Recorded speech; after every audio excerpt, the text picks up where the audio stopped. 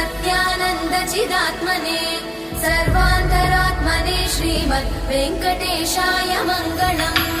स्वतः सर्वविदे सर्वशक्तये सर्वशेषिने सुलभाय सुशीलाय वेङ्कटेशाय मङ्गलम्। परस्मै ब्रह्मणे पूर्णकामाय परमात्मने प्रयुञ्जे परतत्त्वाय वेङ्कटेशाय मङ्गलम्। आकालतत्त्वमशान्तमात्मनामनुपश्यताम् अतृप्त्यमृतरूपाय वेङ्कटेशाय मङ्गलम्। प्रायस्वचरणौ पुंसां शरण्यत्वेन पाणिना कृपया दिशते श्रीमद् वेङ्कटेशाय मङ्गलम्। दयामृततरङ्गिण्यास्तरङ्गैरिव शीतलै अपाङ्गैः सिञ्चते विश्वम् वेङ्कटेशाय मङ्गलम्। स्रग्भूषाम्बर